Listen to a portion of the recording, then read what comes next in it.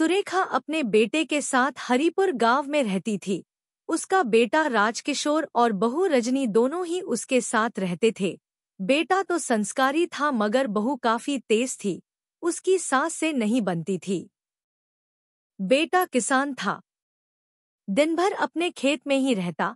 एक दिन राजकिशोर ने अपनी पत्नी से कहा, हमारे भुट्टे के खेत में लगता है रात को कोई चोरी करता है। मैं जब भी सुबह खेत में जाता हूँ मुझे वहाँ कई पेड़ टूटे मिलते हैं और कई जगह भुट्टे चोरी हुए मिलते हैं।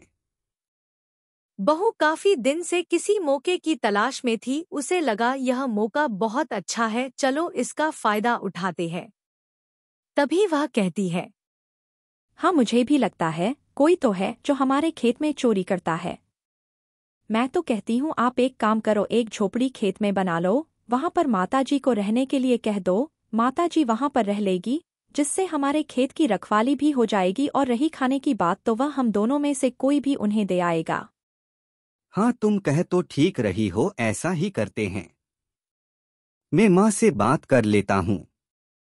राजकिशोर अपनी माँ से कहता है, माँ, मैं सोच रहा हूँ कि मैं तुम्हारे लिए खेत में एक झोपड़ी बना देता हूँ, तुम वहाँ रह लेना। हमारे खेत में जो चोरी हो रही है उसकी तुम रखवाली भी कर लोगी और जब तुम वहाँ रहोगी तो कोई चोरी भी नहीं करेगा। ठीक है बेटा, मैंने तो माला जपनी है, यहाँ जपूं या वहाँ, मैं तो कहीं भी रह लूंगी।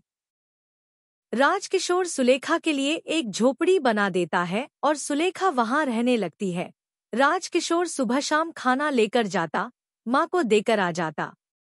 इसे ही दिन गुजरने लगे।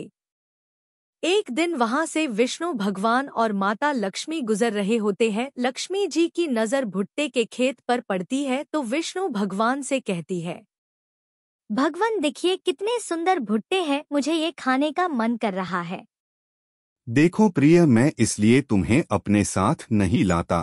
तुम हमेशा की तरह जिद करती हो। ये किसी और का खेत है और किसी के यहाँ चोरी करना ठीक नहीं है। भगवान, मैं कब कह रही हूँ आप चोरी करो। देखो वहाँ पर एक झोपड़ी दिख रही है, उसमें से लाइट भी आ रही है। हम चलकर उससे पूछ लेते हैं जो वहाँ रहता है। फिर वो दोनों वहां भेष बदल कर आ जाते हैं। विष्णु भगवान बाहर से आवाज देते हैं, क्या कोई अंदर है? अंदर से आवाज आती है, अंदर आ जाओ। वे दोनों अंदर चले जाते हैं। वे देखते हैं वहां एक बुढ़िया बैठी होती है। भगवान कहते हैं, अम्मा, ये मेरी पत्नी है। हम यहाँ से गुजर रहे थे तो इसका मन भुट्टे खाने का हुआ। क्या हम एक भुट्टा यहाँ से ले ले? बुढ़िया कहती है, बेटा भुट्टा कभी भी कच्चा नहीं खाना चाहिए। कच्चा खाने से पेट में दर्द होता है। कुछ भुट्टे टूटकर जमीन पे गिर गए थे, अगर तुम कहो तो मैं तुम्हें वो आग में भून कर दे देती हूँ। फिर बुढ़िया उन्हें भुट्टे भून कर दे देती है। दोनों भुट्टे खाते हैं। फिर माता लक्ष्मी बुढ़िया से कहती है, अम्मा तुमने मेरा मन खुश कर दिया, इतने प्यार से हमें भुट्टे खिलाए। एक बात बताओ, क्या तुम्हारा कोई भी नहीं है जो तुम यहाँ अकेली रहती हो? मेरा एक बेटा और बहू है। बेटा तो बहुत अच्छा है, मेरी बहुत सेवा करता है, मगर मेरी बहू बहुत तेज है। वह चाहती थी कि मैं खेत में रहकर खेतों की रखवाली करूं। मैं यहाँ रहकर प्रभु का नाम जपती हूँ और खेत की रखवाली करती हूँ। बेटा सुबह शाम को खाना दे जाता है, बस वहीं खा लेती हूँ। माता लक्ष्मी उसे एक मटका देती है और कहती है, अम्मा ये लो मटका, इससे जो भी मांगोगी मिल जाएगा, मगर लालच में नहीं आना, वरना यह मटका गायब हो जाएगा। इतना कहकर वो चले जाते हैं। अब तो बुढ़िया रोज नए पकवान उस मटके से मांगती। एक दिन जब बुढ़िया का बेटा खाना लेकर आया तो बुढ़िया बोली, बेटा तुम मेरे लिए खाना मत लाया करो, बहू को बनाना पड़ता है। मेरा क्या है, मैं तो यहाँ फल खा लेती हूँ।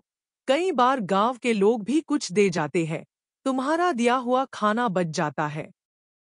राजकिशोर कहता है, माँ, तुम्हें अच्छे खाने की जरूरत है। उम्र के साथ साथ खाने का भी ध्यान रखना चाहिए। अगर तुम चाहती हो कि मैं खाना न लाऊं, ठीक है, कल से मैं खाना नहीं लाऊंगा, लेकिन तुम अपना ध्यान रखना। खाना वापस देखकर बहू कहती है, क्या बात है, अम्मा की तबीयत तो ठीक है, उन्होंने खाना क्यों वापस भेज दिया?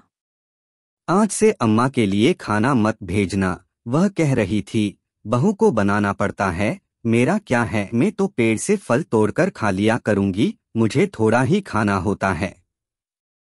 बहू सोचती है दाल में जरूर कुछ काला है, जाकर देखना पड़ेगा। बुढ़िया ऐसे ही खाने के लिए मना नहीं करेगी। अगले दिन वह खेत में पहुंच जाती है तो देखती है अंदर तो पकवान बन रहे होते हैं। बुढ़िया एक बर्तन से कह रही होती है मुझे ये दे, वो दे, और उस बर्तन से सब मिल रहा होता है। रजनी घर आकर राजकिशोर को सब बताती है और कहती है तुम अम्मा को घर ले आओ, वो यही रह लेगी। अब इस उम्र में उन्हें वहाँ रहना अच्छा नहीं लगता, और जो बर्तन उनके पास है उससे हम नए नए पकवान खाया करेंगे। राजकिशोर बुढ़िया को घर ले आता है।